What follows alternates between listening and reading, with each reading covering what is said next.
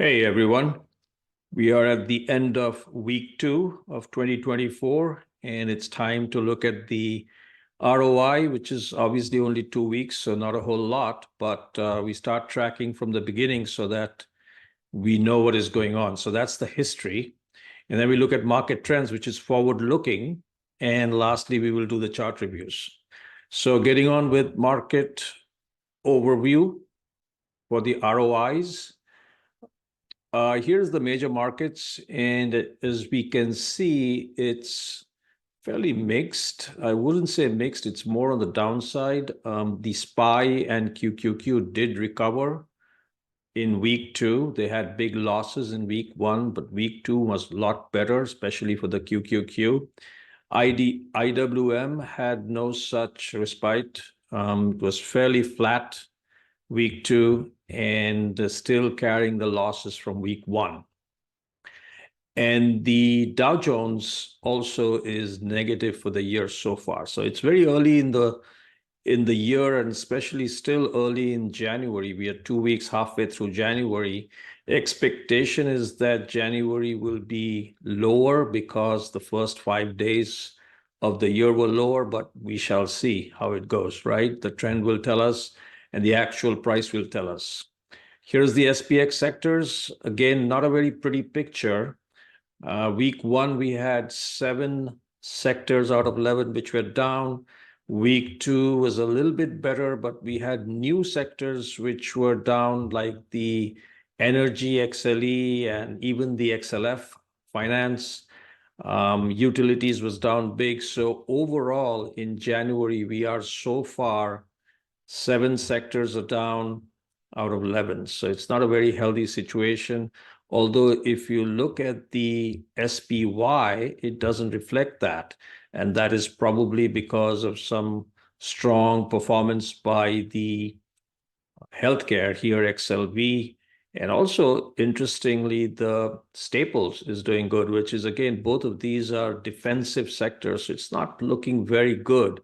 We shall see in the second half of January if we actually get some traction. But so far, it's fairly lukewarm, and looks like the gains are kind of reducing, and the bulls are kind of leaving control to the bears, and the market is flattening, so to speak. I track 10 other sectors. I call them alternate sectors, and these are not really the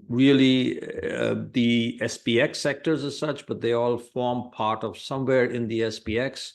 The ARKK is the ARK Innovation Fund, which obviously is doing really bad this year so far, down 9%.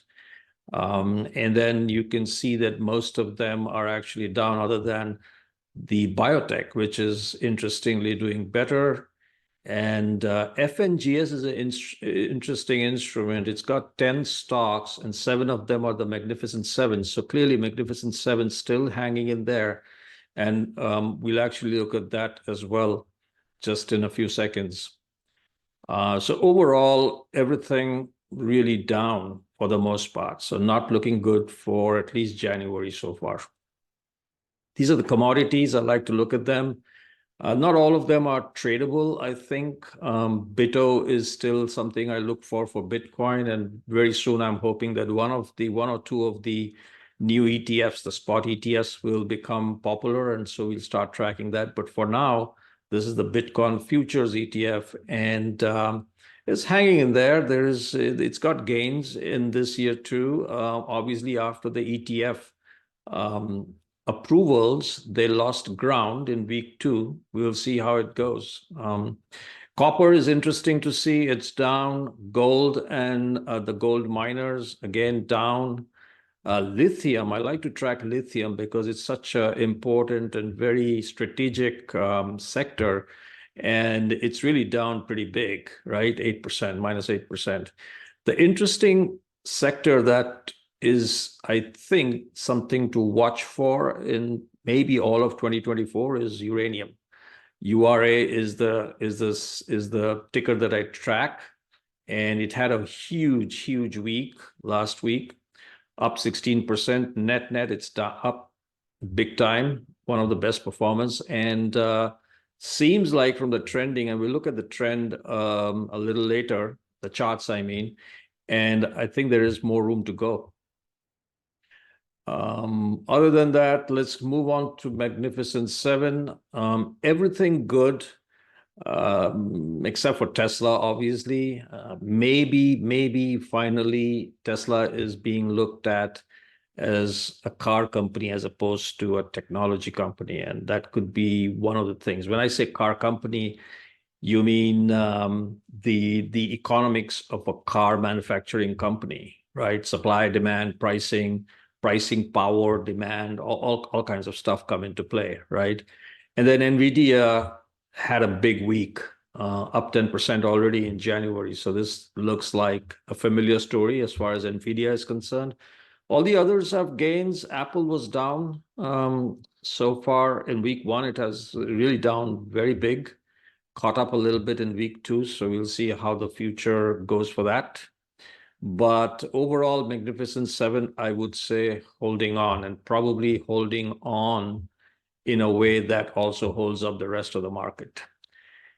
Now we look at the trending heat map. This is for the future, right? Week 3 and forward. So if you look at the major markets, they're all still looking pretty good, except for IWM, which is really not looking good at all. And we saw that in the ROI as well. The SPY, QQQ are good. So far, so good. And although this is not looking good, I look at the 10-day over 20-day as a kind of a litmus test. Are we really doing good or not? But this could be the fag end of a tail kind of a tail effect, where the rest of the price is eclipsing all the other indicators, and this is like a tail effect. So we shall see how it goes. Sectors are quite mixed. I would say the big one to look at is energy, because energy has been so down that it could be actually time for it to come back. Showed a little bit of signs. The price moved over 5 days, so we shall see if that continues. Obviously, it's a very difficult sector to play right now with all the geopolitical challenges, and one doesn't know really from a day to day how it'll move. So better to maybe just watch it and not really trade it until there is some kind of semblance of a real trend. Right now, the trend is really bad.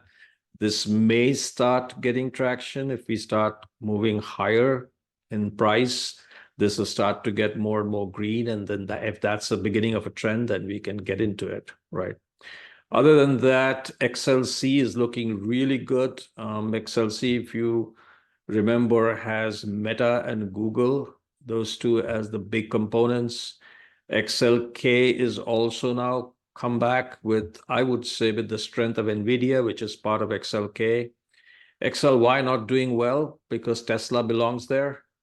And XLV is still doing really good, although I don't know if this is too far too soon and things are not going to continue in this way. We shall see. But basically, the trending is still good. You have still got more greens than reds overall, although they are getting to be almost equal very soon.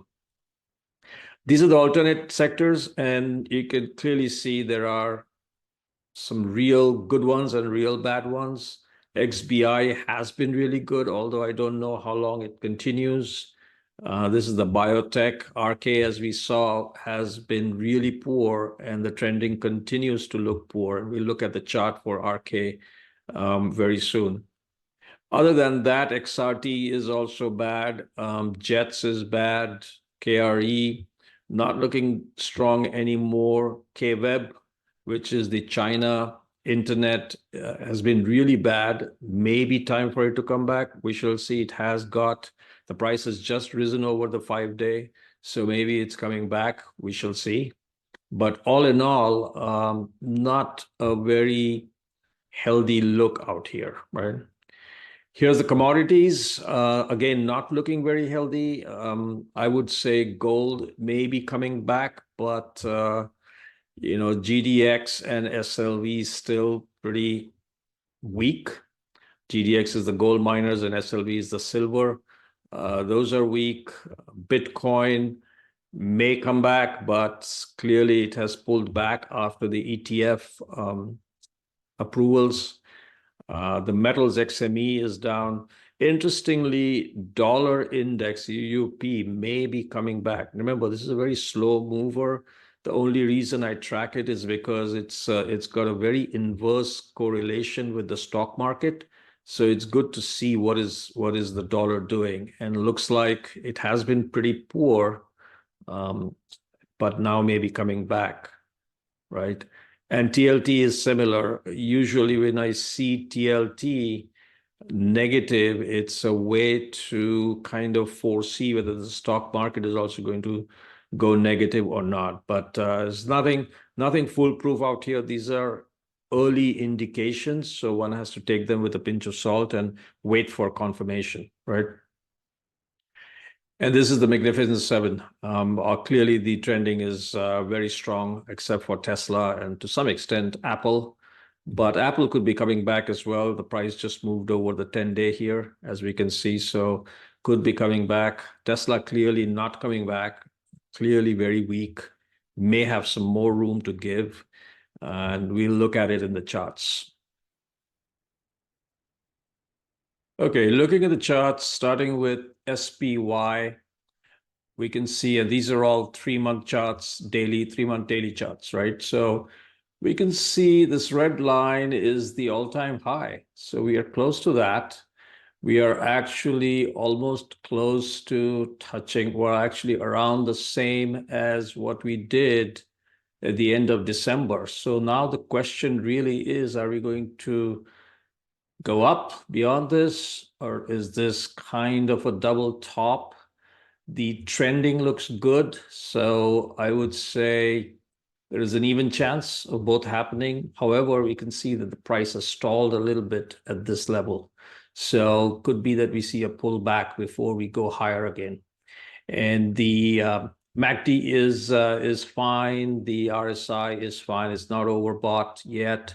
So anything can happen. QQQ, very similar, except that this is the all-time high right here in December. And we are close to that, not yet touching it, but we are very close to that.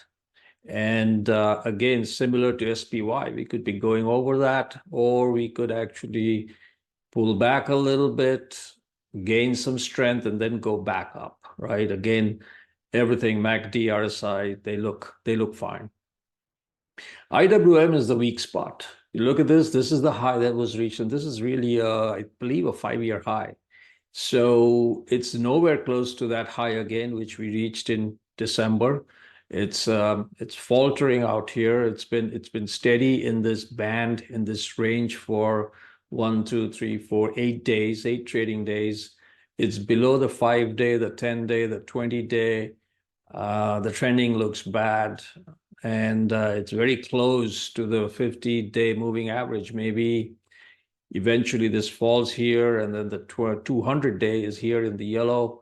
It may even fall here. So this is certainly looking weaker than the other SPY and QQQ. So I would say we have to watch this very closely. I wanted to look at healthcare because healthcare has really gone straight up, and it's flattened a little bit. And, the RSI is on the overbought level, so we may expect a little bit of a pullback, but it still has a lot of strength. The 50-day, which is the purple, just crossed over the 200-day, which is the yellow. So, that's a strong sign. You can see all these simple moving averages are still trending higher, and the price is just sitting on the 5-day out here, right? So strong situation. Energy, is it going to come back? That's really the question. Now it went way below, it fell dramatically. Now it's crossed over the 5-day. Is it really going to go over or not?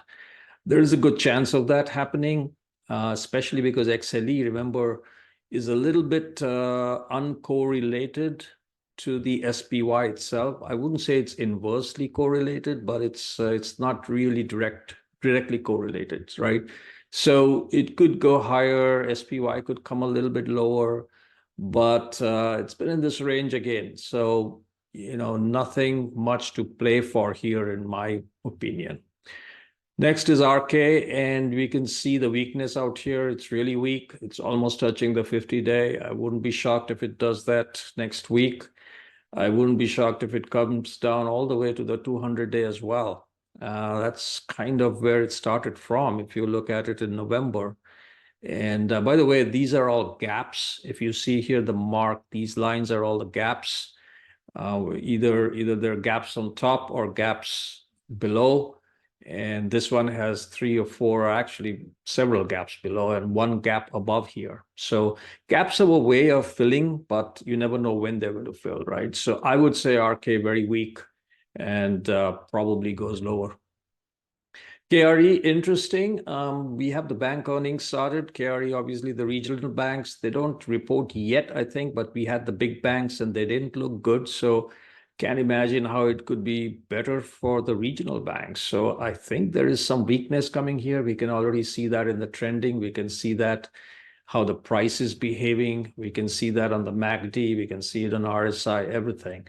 So it could be a slow drip. We had the high some time back, actually, middle of December, and ever since it's been kind of, wading through in a small way. Gold, been up and down. You would expect there's a lot of hype around gold this year. I don't know why from analysts. There's a lot of expectation. It gapped up on Friday. We have to see whether it continues to go up. If you see, it's really not done much from November onwards. It's been up and down and up and down. And can it break through this high? If it does, maybe there is a good play out here. But if it doesn't, and it just goes there and pulls back again down to these levels, then it's really trading a range. And those are hard trades to do, right? I would stay away. We talked about uranium, and I wanted to show this. It's the strength is just coming now, right? And so this could be the beginning of a big move. Clearly, the gap is not a good thing. I would prefer that they go up a little bit slower, but maybe there's a ton of momentum. It's very high volume, as we can see out here. The trending looks good, so who knows? NVDA, what can I say? Again, it's showing signs that it showed here, straight up. Friday was a little bit weak, but then, one day doesn't make a trend, right? The trend is made over a period, and this trending looks really good. Slightly overbought. I would watch it a little bit. The Friday volume was very low, so should not really make any difference. The fact that it was a little bit lower, I would ignore that, right? This is looks like it wants to go higher, whether it's in a straight line or a little bit up and down, gaining strength, but it's definitely very strong, made an all-time high, right? Tesla is absolutely the reverse. Look at this. I don't have to say anything. And that's even with high volume. This fall on Friday is with really high volume. Nothing looks good out here. It's probably coming down all the way till here, 194 or thereabouts. Who knows, right? So that's it for today. We will see you during the weekdays. It's a shortened week, so Tuesday evening will be the next video.